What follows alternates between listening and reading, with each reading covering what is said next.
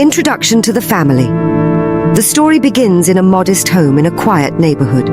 The Johnson family consists of a hard-working father, Marcus, a stay-at-home mother, Angela, and their teenage daughter, Lisa. Marcus, a construction supervisor, often worked long hours to provide for his family.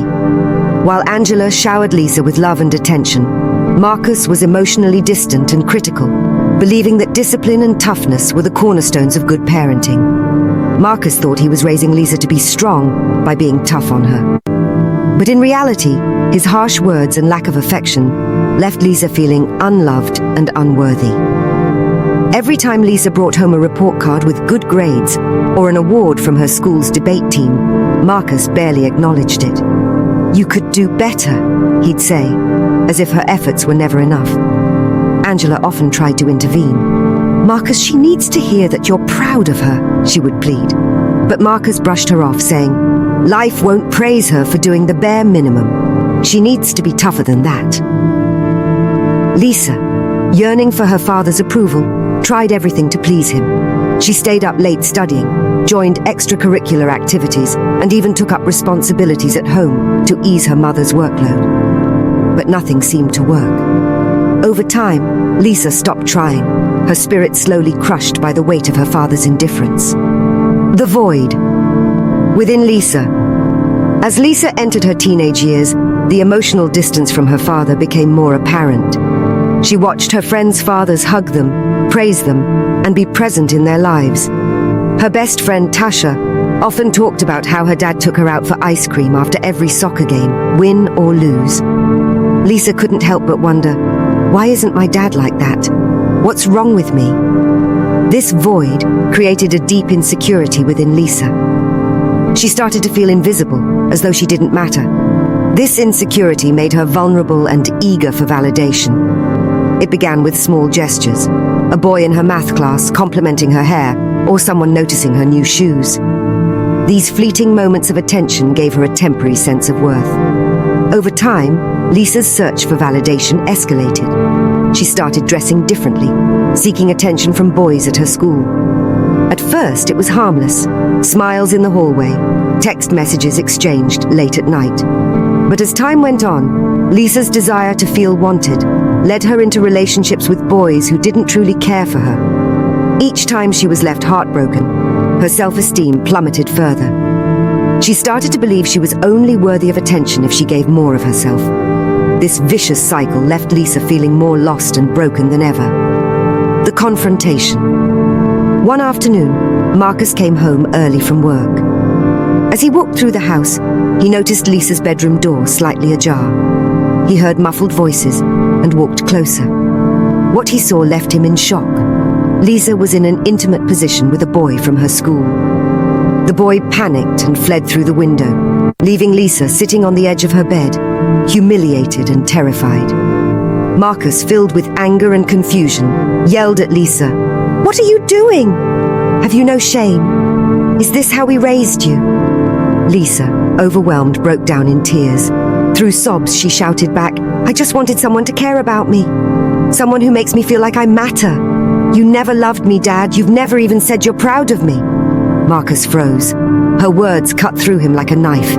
He stood there, speechless, as Lisa ran out of the room, slamming the door behind her.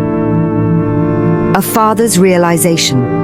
That night, Marcus sat alone in the living room, replaying Lisa's words in his mind. He thought about all the times he had dismissed her, scolded her, and ignored her achievements. He remembered the look in her eyes when she handed him her first A+ report card, only for him to respond with, "Let's see if you can keep it up." Tears welled up in his eyes as he realized the truth. He had failed her. By withholding his affection, he had unintentionally pushed Lisa into situations where she sought love and validation in all the wrong places. Angela sat beside him, placing a comforting hand on his shoulder. "Marcus," she said softly, "she's not looking for anyone else to love her. She's been looking for you." Marcus buried his face in his hands. For the first time in years, he cried openly. He thought about the little girl who used to run to him with open arms, and how he had slowly built a wall between them with his words and actions. The apology. The next morning, Marcus knocked on Lisa's door. She opened it hesitantly, her eyes still red from crying. Marcus stepped inside and sat down on her bed. "Lisa," he began, his voice trembling, "I've been a terrible father to you.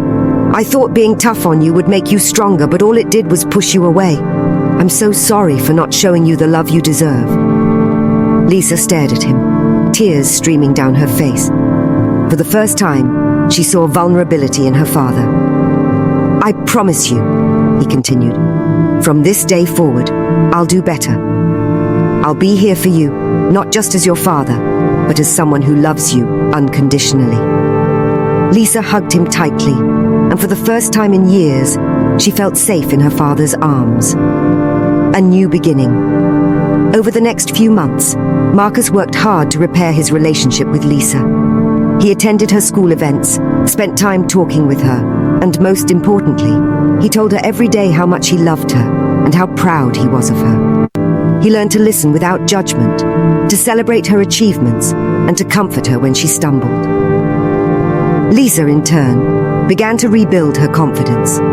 With her father's support, she no longer felt the need to seek validation from others.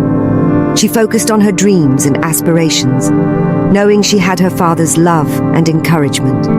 Their relationship blossomed, and the Johnson family grew closer than ever. Marcus learned that being a father wasn't about being perfect. It was about being present, loving, and supportive. Closing message. This story is a powerful reminder that a father's love and presence are crucial in a child's life. Every father must understand that their words, actions, and affection shape their children's self-worth and future relationships. To all the fathers out there, don't wait until it's too late. Show your children love, respect, and appreciation today. They're not just your responsibility, they're your greatest gift.